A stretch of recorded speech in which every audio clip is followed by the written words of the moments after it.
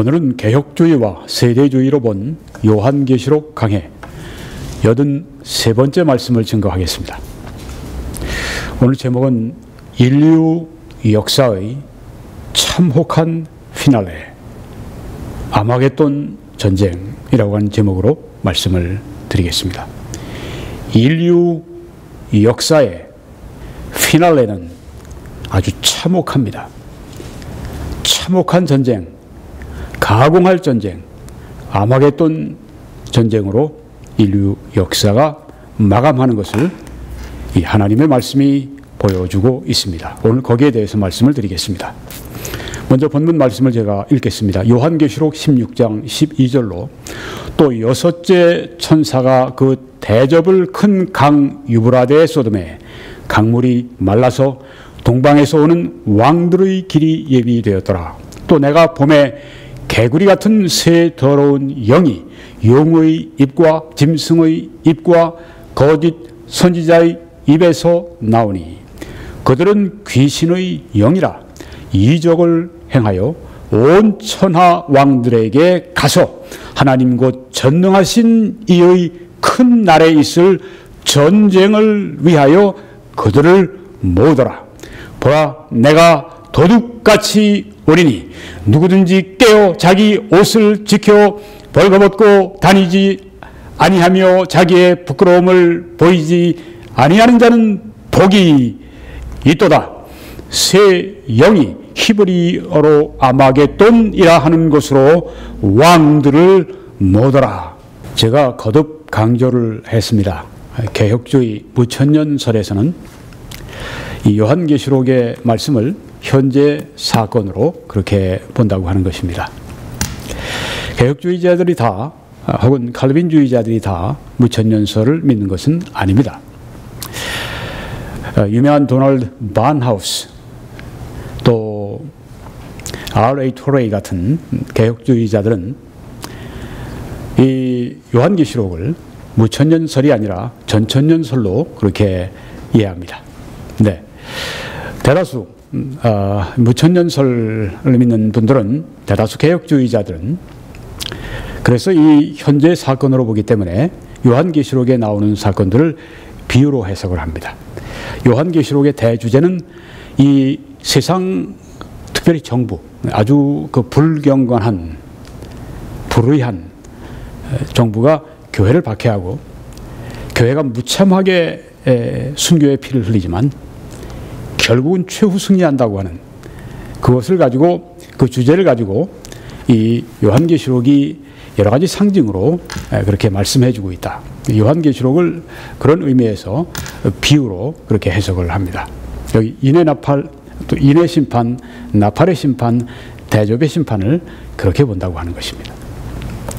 세대주의 전천년설에서는 미래 사건으로 요한계시록을 바라봅니다. 미래 실제로 일어날 그런 사건들입니다. 미래 7년 환란기라고 하는, 혹은 7년 대환란에 일어날 그 실제의 사건이 여기에 요한계시록이 기록이 되어 있다. 그러니까 미래의 사건이니까 이것은 철저하게 예언서로 그렇게 본다고 하는 것입니다. 인의 심판도 지금 일어나는 것이 아니라 나팔의 심판, 또 일곱 대접의 심판, 일곱 인, 일곱 나팔, 일곱 대접의 이런 시리즈, 이 심판, 요한계시록에 나와 있는 이 심판 시리즈는 앞으로 미래에 일어날 실제의 무시무시한 그런 사건들이다. 오늘 저희들은 이 마지막 심판, 대접의 심판의 시리즈 가운데 6번째 그 나팔, 거기에 관해서 말씀을 드리고 있는 것입니다. 자, 여기에 아마겟돈이라고 하는 말이 나옵니다. 아마겟돈이 무엇인가? 개혁주의자, 무천년설을 대표하는 윌리엄 핸드릭슨 박사는 이 아마겟돈이라고 성경에 나오는데, 우리가 조금 전에 요한계시록 16장 16절에 아마겟돈이라고 하는 것으로 왕들을 모은다고 했는데, 그 아마겟돈이라고 하는 것은 실제의 장소가 아니다. 그럼 그 무엇인가? 비유인데, 상징인데, 교회가 가장 큰 박해를 받고 있을 때 그걸 아마겟돈이라고 그렇게 비유적으로 말한다. 아마겟돈이 그걸 상징하는 것이다. 교회가 받는 큰 박해, 그리고 그때 그 얼마나 교회가 필요하겠습니까? 영적 전투가 치열하게 이 순교하고 이 피를 흘리고 박해받는 것은 가장 철저한 그런 이 영적 전투인데, 그런 영적 전투에 가장 영적 필요가 큰데 바로 그것을 아마겟돈이 상징적으로 말씀하고 있다. 이렇게 보는 것입니다. 그러니까 아마겟돈은 실제 장소가 아니라 바로 그것은 상징이고 그것은 비유인데, 그것은 교회가 가장 큰 박해를 받고 있을 때, 그래서 영적 전투가 가장 크게 벌어지고 있을 때, 그래서 영적 필요가 가장 클 때가 바로 아마겟돈이다, 이렇게 해석을 한다고 하는 것입니다. 그런데 전천연설에서, 전천연설은 성경을 문자 그대로 이해합니다. 여기에 우리 이 윌리엄 핸드릭슨 박사를 포함해서 개혁주의자들 다 성경 전부를 다 문자적으로 해석을 합니다. 근데 요한계시록은 이렇게 좀 특별하게 취급을 합니다. 세대주의 전천연설에서 왜 그러느냐? 계시록이 왜 다른 책과 달리 왜 이것은 문자적으로 해석을 해서는 안 된단 말이냐? 홍해가 갈라지는 기적이 출애굽기에 나오는데 그것은 우리가 문자 그대로 본다. 그런데 여기 오늘 우리가 보면 유브라데스 강이 마르는데 그건 왜 우리가 문자적으로 못 보느냐? 왜 그걸 비유로 보느냐? 이러는 것입니다. 그래서 이 아마겟돈이 무엇인가? 아마겟돈은 언덕, 무기또, 이 합성어입니다. 이스라엘의 무기또라고 하는 지역이 있습니다. 예루살렘으로부터 한 100km 위로 올라가면 무기또 언덕이 있습니다. 무기또 골짜기가 있습니다. 이전부터 아주 전쟁의 골짜기로 알려진 그 무기또 골짜기, 거기에 산이 있습니다. 그게 무기또, 이 아마겟돈이 바로 거기를 말합니다. 거기에서 무엇이 벌어지는가? 제3차 세계대전이 일어나는 장소가 바로 인류의 최종적인 전쟁, 그 인류가 전에 경험해보지 못했던 아주 무시무시한 그런 전쟁, 그 제3차 세계대전이 일어나는 것이 바로 아마겟돈 전쟁이다. 1차, 2차는 세계대전이 다 터졌습니다, 벌써.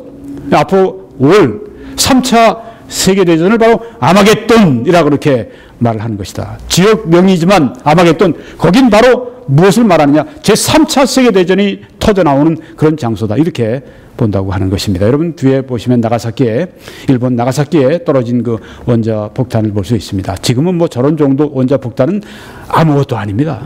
지금 저거보다 몇십 배, 몇백 배, 그 수소폭탄 같은 게 있어서 훨씬 엄청난 파괴력을 가지고 있습니다.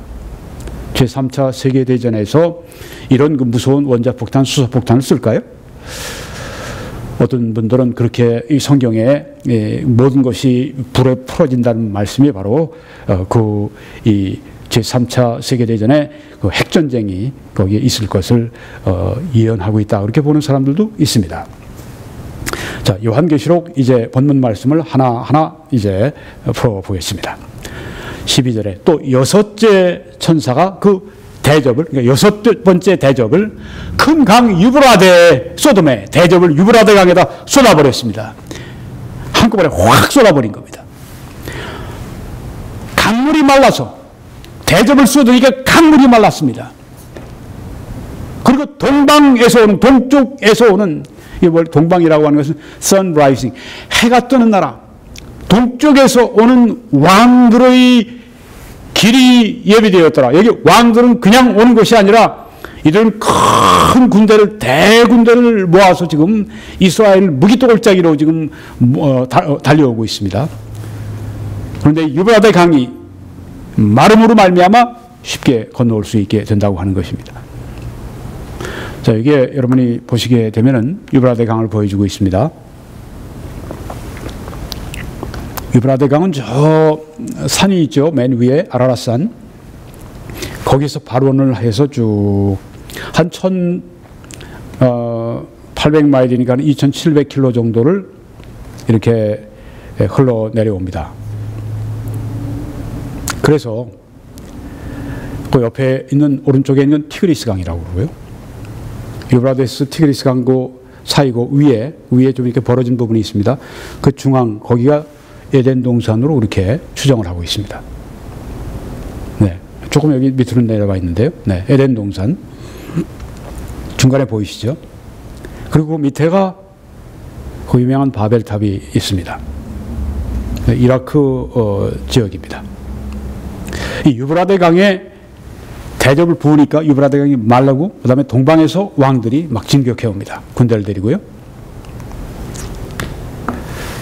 네, 2700km 이상 되고 이게 아주 이 지역의 생명줄입니다.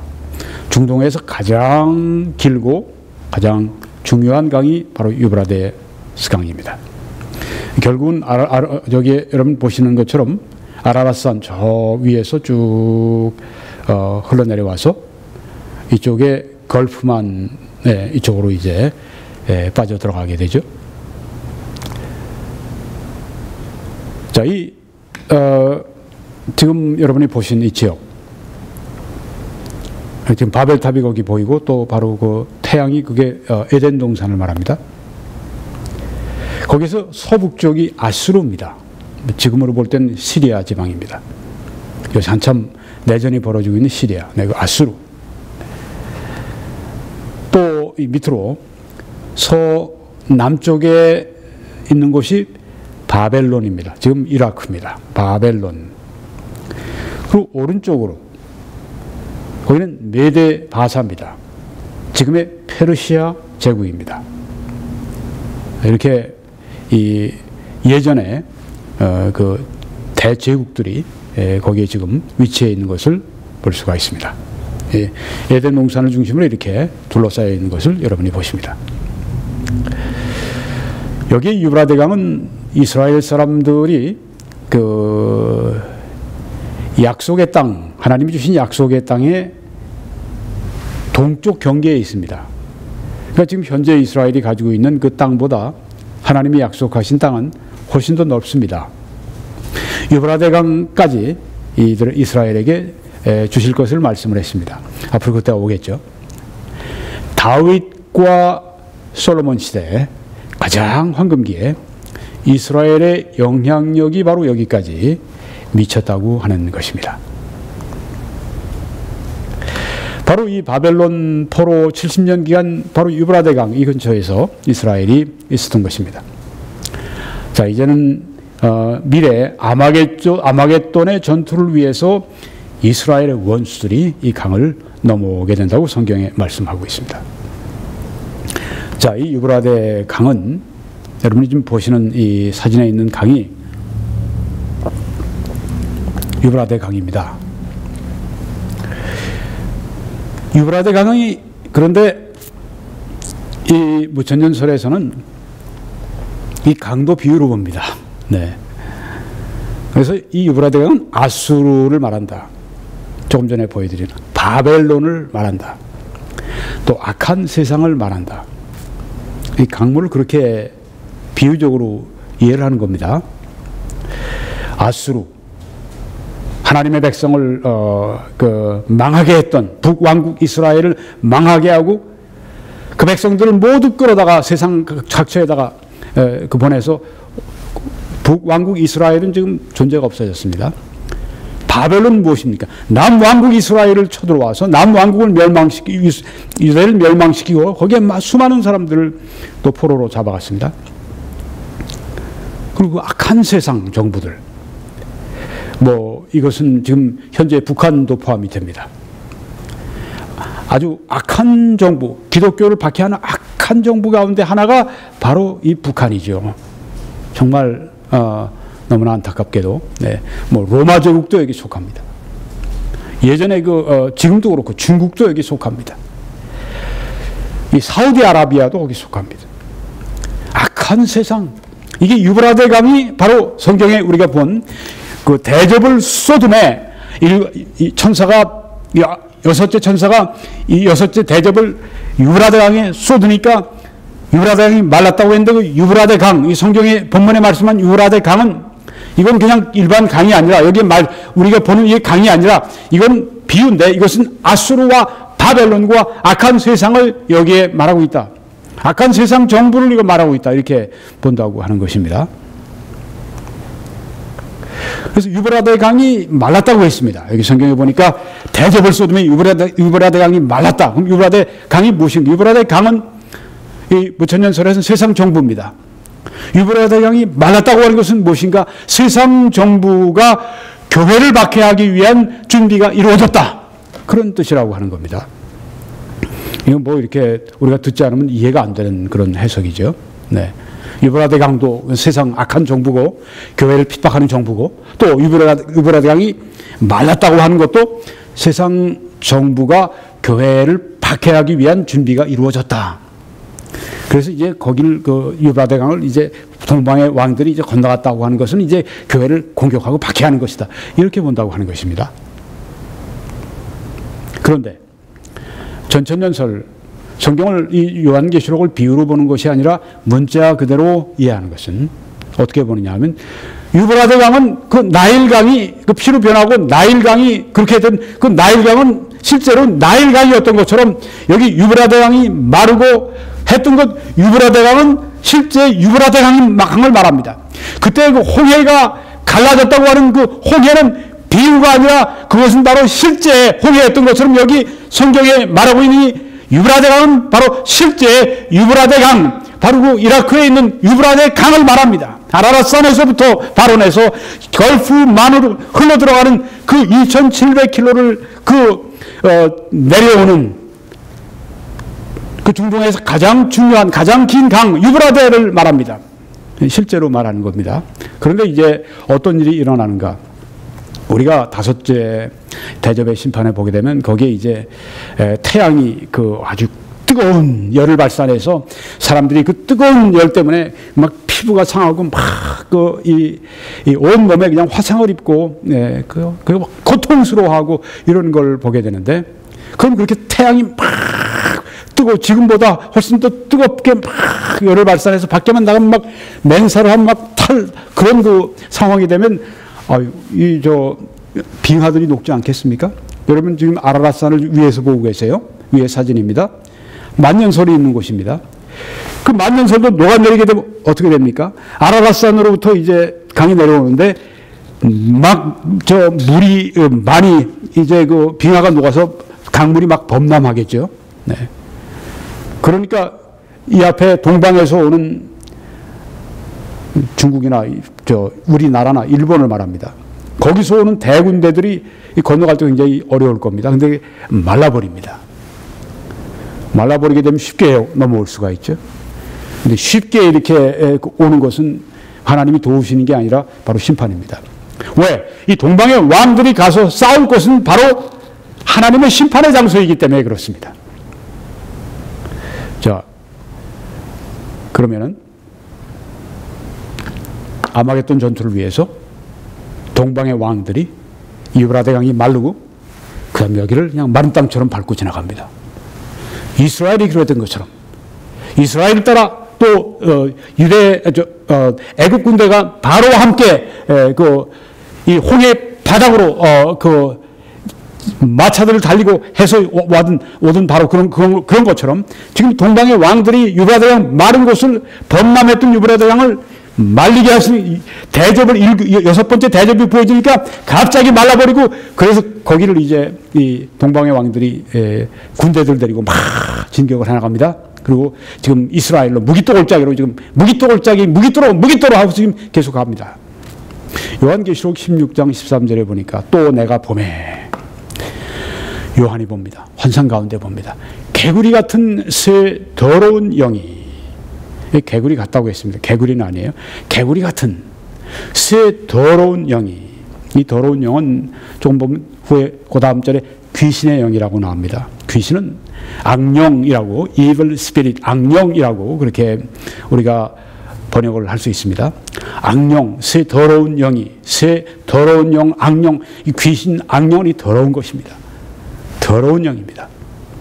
이 새 더러운 영이 용의 입과 짐승의 입과 거짓 선지자의 입에서 나오니 이 거룩하지 못한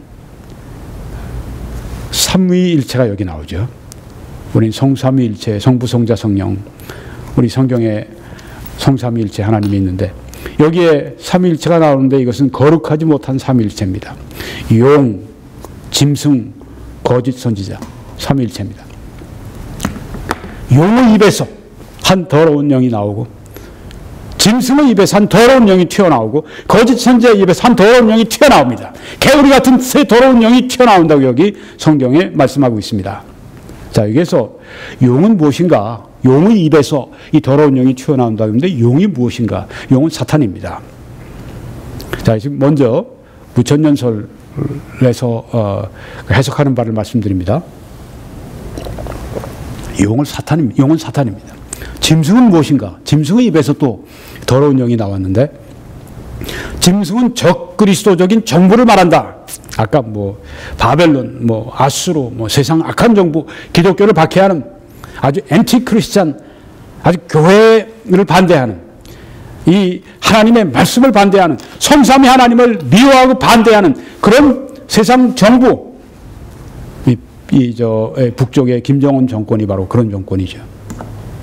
그리스도인들을 잡아서 죽이고 고문하고 요독 수용소에 보내서 그 무서운 이 수용소 생활을 하게 만들고 짐승처럼 만들고 짐승은 바로 그것이다. 거짓 선지자는 무엇인가? 적그리스도적인 종교를 말한다. 그렇게 봅니다. 용의 입에서 짐승의 입에서 거짓 선지자의 입에서 이 개구리 같은 영들이 한 마리씩 하나씩 튀어나왔는데 이 더러운 영들이, 자, 용은 사탄을 말하고 짐승은 적그리스도적인 정부를 말하고 거짓 선지자는 적그리스도적인 종교를 말한다. 자, 그러면 이번에는 이 전천년설에서 해석하는 바는 용은 사탄 맞습니다. 둘 다 똑같아요. 무천년설, 전천년설 다 용은 사탄이다. 뭐 성경에 뭐 그게 나와 있으니까. 네. 짐승은 무엇이냐? 적그리스도라고 하는 거죠. 조금 전에 이 무천년설은 적그리스도적인 정부라고 이렇게 말합니다. 여기에 이제 짐승은 적그리스도라 이렇게 이 전천년설을 해석을 합니다. 전천년설은 그렇게 해석을 합니다. 또 거짓 선지자. 거짓 선지자는 누군가?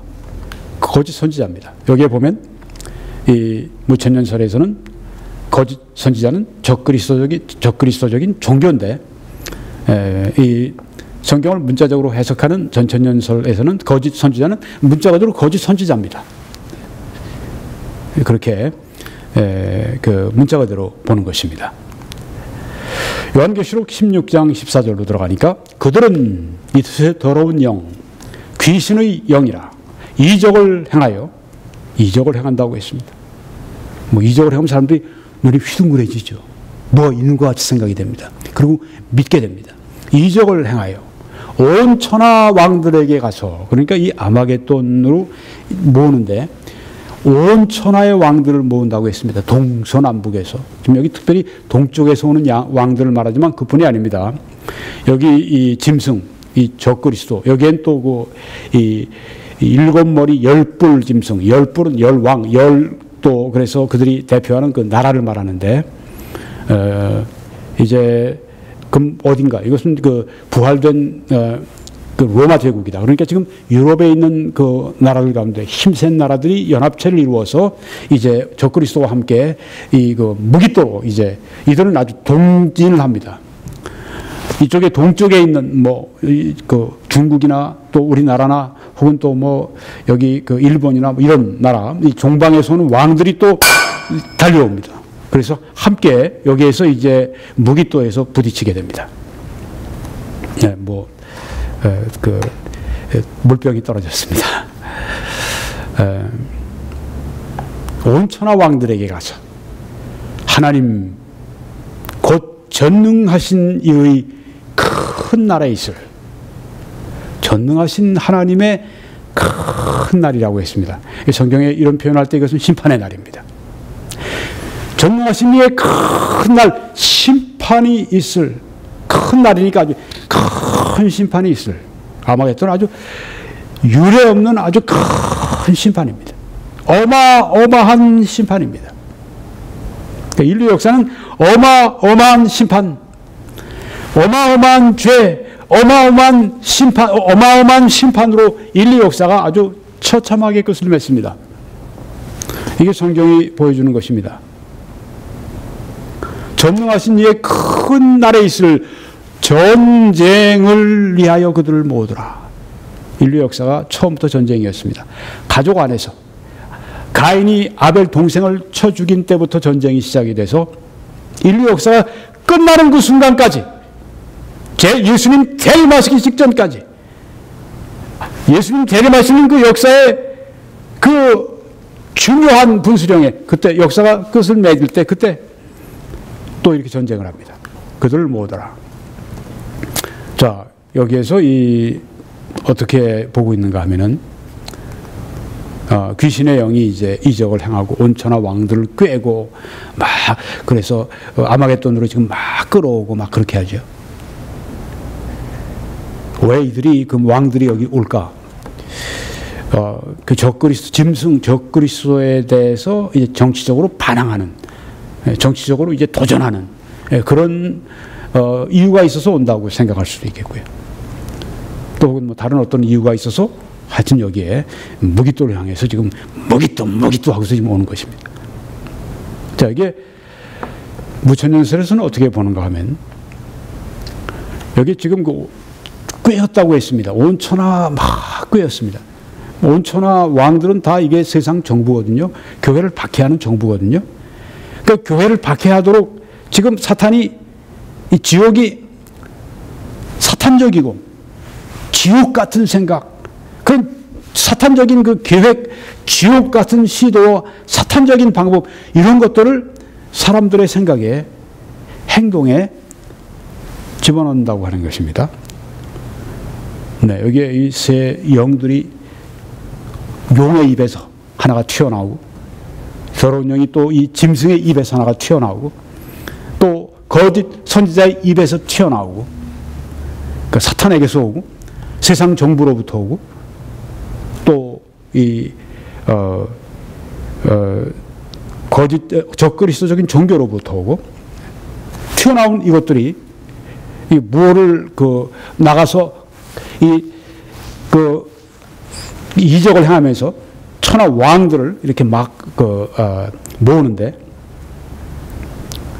이것은 지옥이 사탄적이고 지옥 같은 생각, 지옥 같은 계획, 사탄적인 시도, 사탄적인 방법을 사람들의 생각과 행동에 집어넣는 것이다. 그렇게 해서 교회를 박해하도록 만든다고 그렇게 이해하는 것입니다. 이게 쉽지 않아요. 그런데 이런 해석이 다 이런 해석으로 하는 건 아닙니다. 또 다른 사람은 다르게 비유로 해석합니다. 이게 문제라고 하는 겁니다. 비유로 해석하게 되면, 성경을 문자 그대로 해석하면 그냥 대부분 같은데, 이걸 비유하고 상징이라고 해석하고, 이 사람이 이런 뜻으로 해석하고, 저 사람이 저런 뜻으로, 다른 사람은 또 다른 뜻으로 해석하고, 이 문제가 생기는 거죠. 그래서 이제 이만희 같은 자도 나오는 겁니다.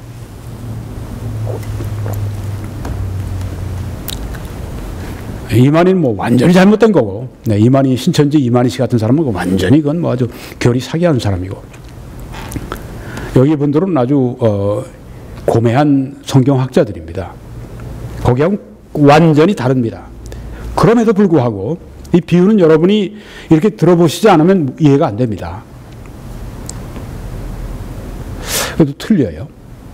이런 문제가 있습니다. 그러면 지금 여기에 이 더러운 영들이 용의 입에서, 짐승의 입에서, 거짓 선지자의 입에서 나와가지고 이렇게 왕들을 꿰는, 이게 뭘 말하는가? 이 전천년설에서는 문자 그대로 보면 된다. 전 세계의 왕들을 이 악한 영들이, 악령들이 나가서 속삭이죠. 이 정부에 가서 이 왕의, 이 수상에게, 혹은 이 대통령에게 소곤소곤 됩니다. 그 생각이 집어넣습니다. 그렇게 해서 아마겟돈으로 가야 되겠네. 하나님과의 전쟁을 위해서 아마겟돈으로 모은다고 하는 것입니다.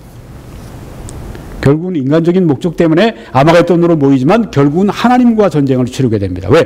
예수 그리스도가 오실 때 예수 그리스도는 본질상 하나님이시거든요. 예수 그리스도가 그러니까 아마겟돈 전쟁은 시작하자마자 끝납니다. 하나님과의 전쟁이 되니까. 자기들끼리 전쟁하려고 뭐했어요? 동방에서 서방에서 북방에서 남방에서 자기들끼리 세계 대전을 하기 위해서 무기토골짜기로 지금 모여듭니다. 치열한 싸움을 벌이는데 갑자기 공중에서 예수님이 재림하십니다. 그리고 이 땅으로 오십니다. 그 군대들이 함께 옵니다. 그러니까 갑자기 이들이 저기 다른 곳에 생긴 겁니다. 서로 보다가 이제는 예수 그리스도의 재림. 그래서 거기에 이제 그 예수님의 재림을 막기 위해서 하나님과 전쟁을 벌입니다. 비참하게 끝나죠. 어떻게 하나님과 전쟁을 해서 이길 수가 있습니까? 요한계시록 16장 15절에 보면 보라 내가 도둑같이 오리니. 잠깐 이 아마겟돈 여기서 조금 이제 잠깐 쉽니다. 네. 그래서 이 말 격려의 말씀을 주십니다. 보라 내가 도둑같이 오리니. 도둑이 올 때 알 수가 없습니다.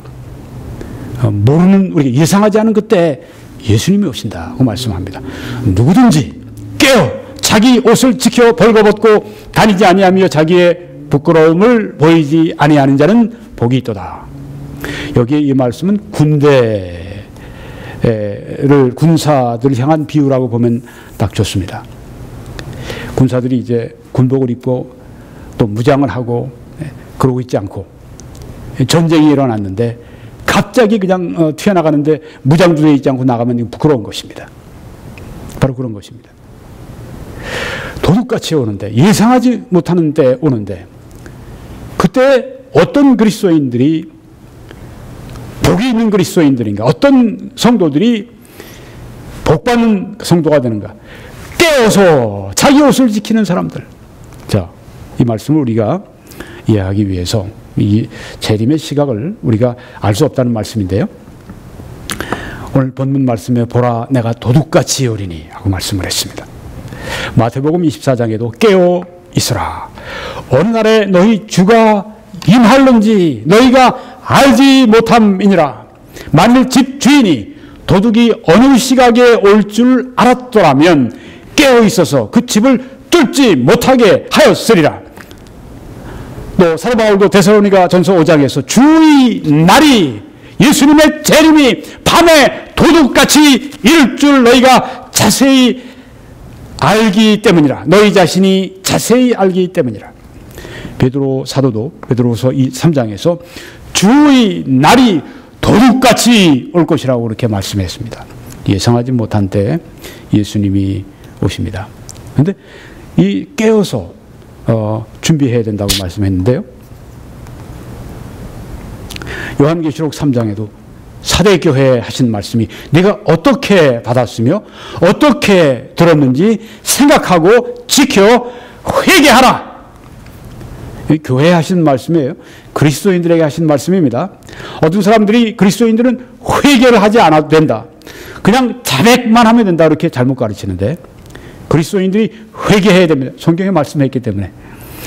구원을 위한 회개, 죄사함을 위한 회개는 단 한 번입니다. 두 번, 세 번이 아닙니다. 그렇지만은 성화를 위한 삶, 거룩한 삶을 위해서는 회개, 마음을 바꾸는 건데 죄 짓는 마음에서 의로운 마음으로 바꾸는 하나님께로 돌아서는 이 마음의 회개는 100번, 1000번, 만번, 100만 번 있어도 되죠. 해야죠. 하루에도 몇 번씩 우리가 회개를 해야 합니다. 생각을 바꿔야 합니다. 회개하라.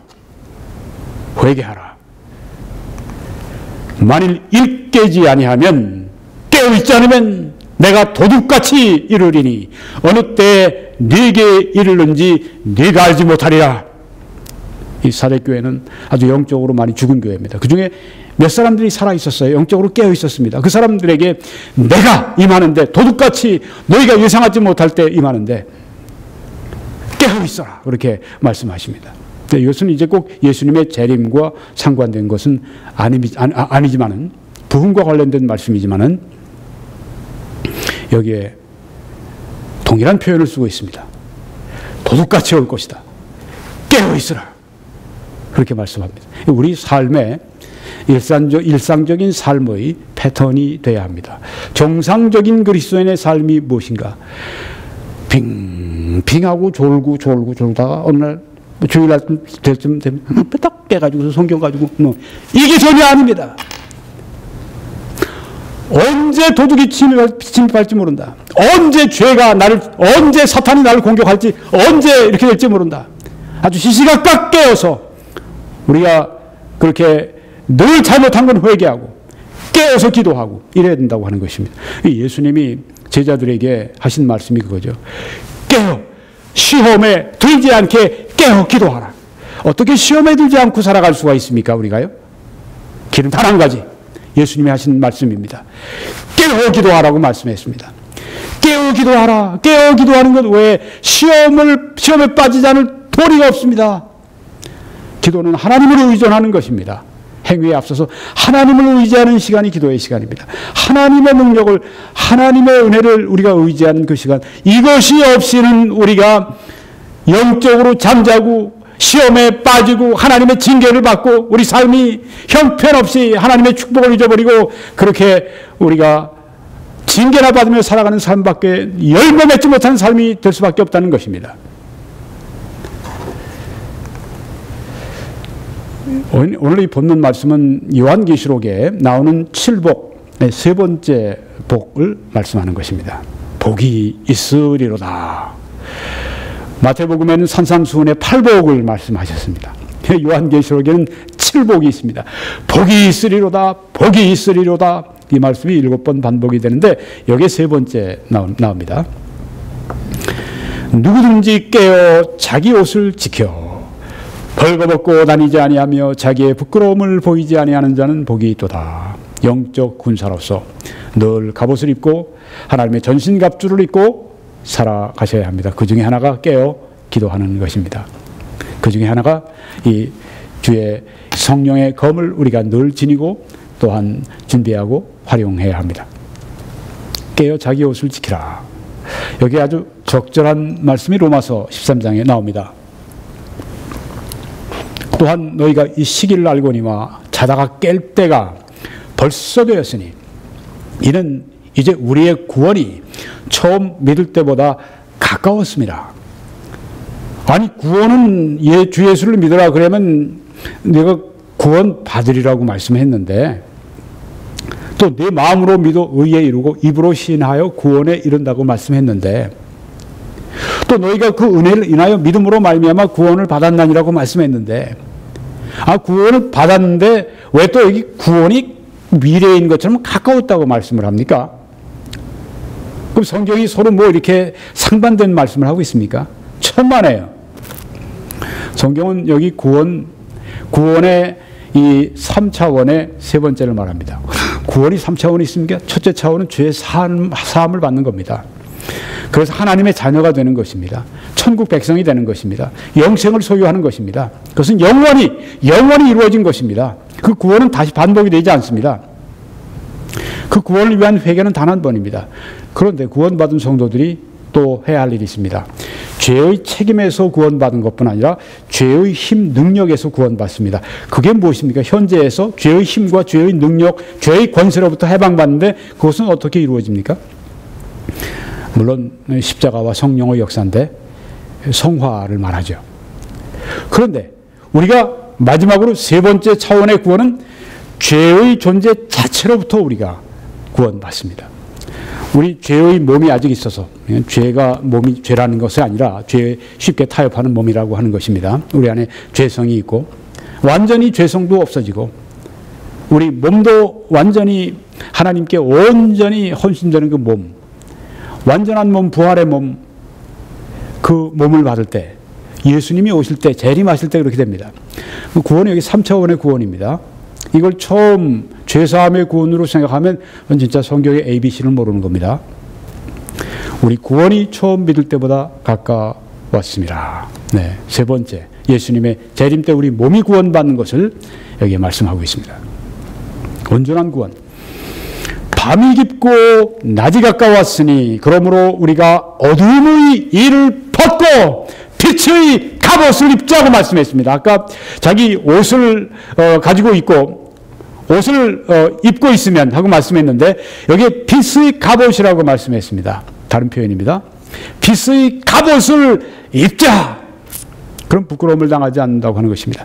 빛의 갑옷을 빛의 군사가 벗어버리고 하나님의 전신갑주를 벗어버리면 부끄러움이 된다고 하는 겁니다. 낮에와 같이 단정히 행하고 방탕하거나 술 취하지 말며 음란하거나 호색하지 말며 다투거나 시기하지 말고. 이게 다 무엇입니까? 옛사람의 일이고 이것이 다 벗어버려야 될 그런 옷이죠. 오직 주 예수 그리스도로 옷 입고. 자, 여기에 말씀한 빛의 갑옷은 무슨 말씀인가? 주 예수 그리스도로 옷 입는 것을 말합니다. 주 예수 그리스도를 닮아가는 것을 말합니다. 예수 그리스도의 생각, 예수 그리스도의 행동, 이제는 내가 사는 것이 아니요 내 안에 그리스도가 사신다고 하신 말씀, 다른 표현이 여기 동일한 말씀입니다. 주 예수 그리스도로 옷 입고 정욕을 위하여 욕심을 위하여 육신의 일을 도모하지 말라. 바로 이 말씀입니다. 이 말씀대로 우리가 살아가면 언제 하나님이 우리를 부르실지라도 담대히 주님을 만날 것이요, 예수님이 재림하실 때 그때 주님을 만나는 신자들이라고 할 것 같으면 바로 이렇게 주 예수 그리스도로 옷 입을 때 부끄러움이 없고 담대히 만날 수 있다고 하는 것입니다. 예수 그리스도의 재림은 우리들에게 최대의 소망이지만 동시에 두려운 일이기도 합니다. 왜? 우리가 예수님의 재림의 그 영광스러운 그때 바로 이후에 펼쳐질 게 그리스도의 심판대입니다. 그리스도의 심판대에서 우리 모든 그리스도인들이 자기 행한 것을 따라 심판을 받습니다. 그래서 행한 대로 상을 받습니다. 그래서 하나님 앞에 그 행함이 저울에 달아서 또한 그 하나님의 불로 태울 때 그것이 그냥 나의 모든 공로와 나의 모든 업적이 하나님의 불이 임해서 다 태워지게 되면 아무것도 남은 것이 없으면 그 사람은 전혀 상을 받을 게 없습니다. 천국에서 상을 받지 않고 살아가는데 그게 얼마나 부끄러운 일이고 그게 얼마나 손해보는 일입니까? 영원한 건데요. 영원한 상인데요. 네, 그렇지만 하나님의 불이 지나갈 때 말씀과 성령으로 말미암아 했던 모든 거룩한 일들, 선행들이 남아있으면 그건 바로 상을 받는다고 했습니다. 그래서 예수님이 재림하시는 때는 우리에게 영광스러운 기쁨의 때이면서 동시에 두려움의 때입니다. 왜? 곧 그리스도의 심판대에서 우리의 모든 것이 드러나기 때문에 그렇습니다. 이 말씀에는 자녀들아 이제 그의 안에 거하라. 달리 표현했습니다. 예수 그리스도로 옷 입으라고 하는 말씀을 이제 예수 그리스도 안에 거하라. 그 안에 거하라. 이는 주께서 나타나신 바 되면 그가 강림하실 때 우리로 담대함을 얻어 그 앞에서 부끄럽지 않게 하려 합니다. 네, 예수님 오실 때 담대할 수 있는 사람들은 주 예수 그리스도 옷 입고 빛의 갑옷을 입고 있고 그 안에 거하는 그 사람들이라고 말씀했습니다. 이 삶이 바로 오늘 우리들에게 현재 있어야 하고 이 정상적인 그리스도인의 삶이 되어야 한다고 하는 것입니다. 시험에 들지 않게 깨어있어 기도하라. 깨어라 하는 말씀이 바로 성경에 우리 예수님께서 우리들에게 하신 당부의 말씀입니다. 졸다가 만나는 것 그것처럼 부끄러운 일이 없습니다. 깨어있어야 됩니다. 깨어있는 사람들 어떤 사람들입니까? 그 안에 거하는 사람들, 빛의 갑옷을 입고 살아가는 사람들, 주 예수 그리스도로 옷 입고 살아가는 사람들을 말하는 것입니다. 시시각각 매 순간순간 그렇게 살아가야 합니다. 왜? 우리는 우리의 것이 아니라 그리스도의 것이기 때문입니다.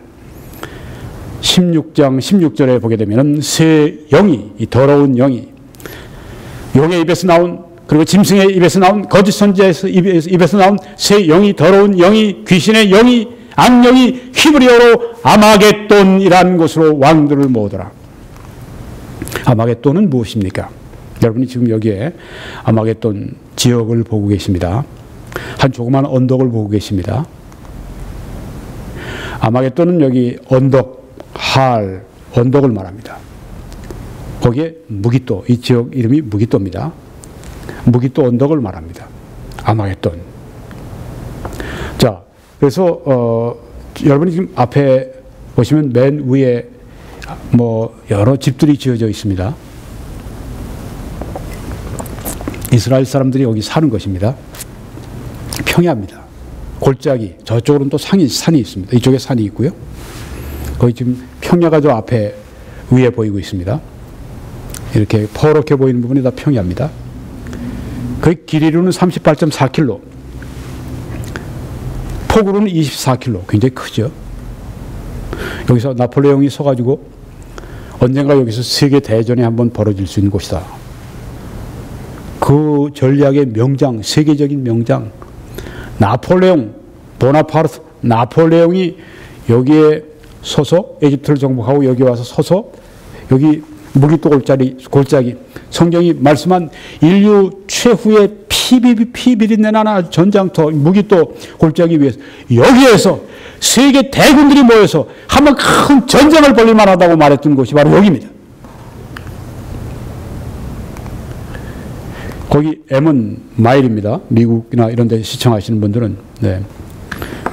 그 길이 22.4마일, 폭이 14마일, 꽤 되죠.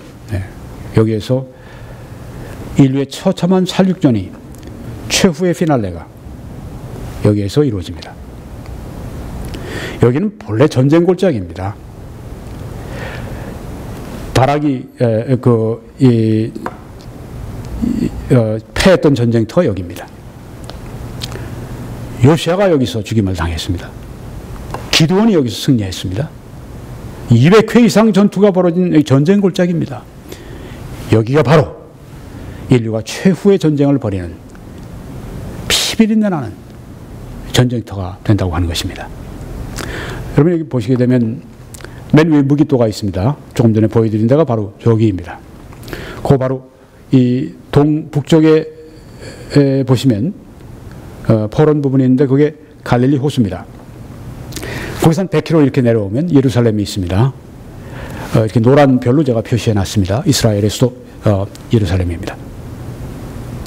그리고 한 100여 킬로 또 내려오면 또 예루살렘 오른쪽으로 이렇게 또 포런 그 호수 같은 게 있습니다. 바로 거기가 사해입니다. 거기 밑에 조금 떨어진 밑에 에돔 지방에 보스라가 있습니다. 이 세 군데를 우리가 이 아마겟돈 전쟁을 기억할 때 꼭 알아야 될 장소입니다. 무기또 거기가 이제 전쟁의 중심부입니다. 근데 성경에 보게 되면 예루살렘에서도 전투가 벌어집니다. 그뿐이 아니라 지금 맨 밑에 그 보스라에서도 전투가 벌어집니다. 굉장히 그 넓은 지역에서 지금 이 전투가 벌어지고 있는 것입니다. 자, 아마겟돈. 아까 제가 말씀드렸습니다. 이 무천년설에서는 윌리엄 핸드릭슨 박사는 이 아마겟돈은 그런 실제 장소가 아니다. 교회가 가장 큰 박해를 받고 그래서 영적 전투를 가장 크게 치르고 있어서 영적 필요가 가장 높은 때 그때가 그걸 아마겟돈이라고 말하는 것이다. 그런데 문자적으로 여기 성경에 나오는 걸 문자적으로 해석하는 성경의 다른 부분처럼 요한계시록도 문자적으로 보니까 이게 미래의 일이란 말이에요. 그러니까 예언이란 말이에요. 여기 나오는 아마겟돈은 여기 지금 보는 것처럼 무기또, 언덕과 이 무기또 지역 이름 아마겟돈은 바로 이 제3차 세계대전이 거기서 일어나는 것을 말하고 있다. 동방의 왕들은 진짜 군대를 데리고 오는 것이다. 그것은 뭐 교회를 박해하는 그런 어떤 그 정부 이 세력이 아니라 그것은 바로 실제로 동방의 군대들 그 군대들이 지금 몰려오고 있는 것이다. 무기또 골짜기로. 네. 그래서 여기에 지금 아마겟돈 전투가 벌어지는 이 전체 지역을 보여주고 있습니다. 네. 여러 지역에서 지금 그 전투가 벌어지고 있습니다. 아마겟돈의 동서남북, 네. 수백 킬로, 수백 마일이 전장터로 화합니다. 동방에서 그 많은 군대, 얼마나 많은 군대가 쏟아져 들어오겠어요. 유브라데 강이 막 말라버리고 막 그것을 향해서 계속 진격을 합니다. 자, 지금 뭐 아주 그 앞에 하나, 둘, 셋, 넷, 다섯 개의 그 대접, 뭐 태양열로 그냥 막 살결이 막 타고, 네, 뭐 피부암도 막 일어나고 그러겠죠. 어둠이 그냥 세상에 임하기도 하고, 또 종기가 일어나서 참 고통스럽고, 이런 아주 정말 극심한 환경 가운데도 이 악령들이 이적을 행하며 이들을 미혹을 해서 지금 이 아마겟돈 전쟁터로 지금 모여듭니다. 전 세계에서 대군들이 모여들어서 거기서 전투를 벌이는데 한 곳 정도가 아니라 무기또만이 아니라 그 주위로 수백 마일, 수백 킬로에 걸쳐서 피비린 나는 전투가 벌어지고 있습니다. 요한계시록 19장 11절에서 21절에는 그 광경을 이렇게 기록합니다. 그의 입에서, 예수님이 입에서 한참 전투가 벌어질 때 예수님이 오시죠. 그 예수님이 오시니까 서로 싸우다가 예수님 오시는 재림하시는 예수님의 군대를 공격을 합니다. 예수님과. 그때 예수님의 입에서 예리한 검이 나오니 그것으로 만국을 치겠고, 거기에 나와 있는 모든 모여 있는 그 만국을 치겠고, 친히 그들을 철장으로 다스리며 또 친히 하나님 곧 전능하신 이의 맹렬한 진노의 포도주 틀을 밟겠고, 포도주 옛날에는 이 놓고 사람들이 들어가서 발로 막 이겼죠. 바다닥 하면서 그냥 이 포도들이 팡팡 튀겨나오면서 이 포도주즙들이 뭐 빨간 것색이 막 피색 같은 것이 팍팍 튀지 않겠습니까? 맹렬한 진노의 포도주 틀을 밟는다고 하는 것. 피가 산지사방으로 튀어가는 전쟁의 아주 참혹함을 여기에 묘사하고 있습니다. 또 내가 보니 한 천사가 태양 안에 서서, 해 안에 서서 공중에 나는 모든 새를 향하여 큰 음성으로 외쳐 이르되 와서 하나님의 큰 잔치에 모이라, 이렇게 말씀합니다. 하나님의 큰 심판인데 이걸 하나님의 큰 잔치라고. 왜? 새들이 이 죽은 시체들을 쪼아먹기에는 이 새들의 잔치입니다. 모든 새들이 모이라. 세상의 모든 새들이 모입니다. 왕들의 살과 장군들의 살과, 그 참혹한 전쟁터에서 왕들이 죽고 장군들이 죽고 장사들이 죽고 말들이 죽고 탄자들이 죽고 자유자들이 죽고 종들이 죽고 작은 자가 죽고 큰 자가 죽고 모든 자가 죽고 그 살을 먹으라고 말씀합니다. 왕들의 살과 장군들의 살과 장사들의 살과 말들과 그것을 탄 자들의 살과 자유인들이나 종들이나 작은 자나 큰 자나 모든 자의 살을 먹으라, 이렇게 새들에게 말을 합니다. 얼마나 많은 사람들이 죽었는지를 보여주고 있습니다.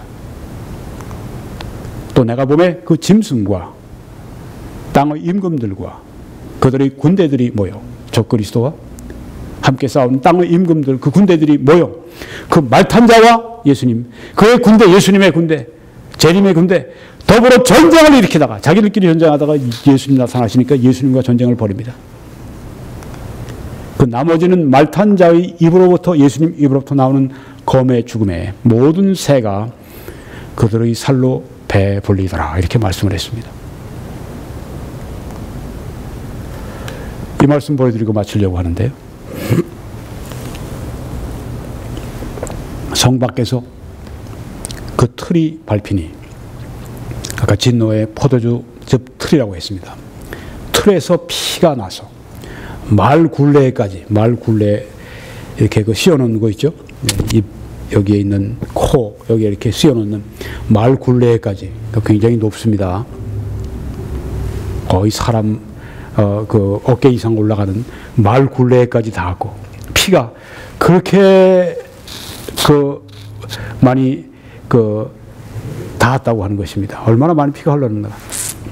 1600 스타디온에 퍼졌더라. 이건 320km입니다.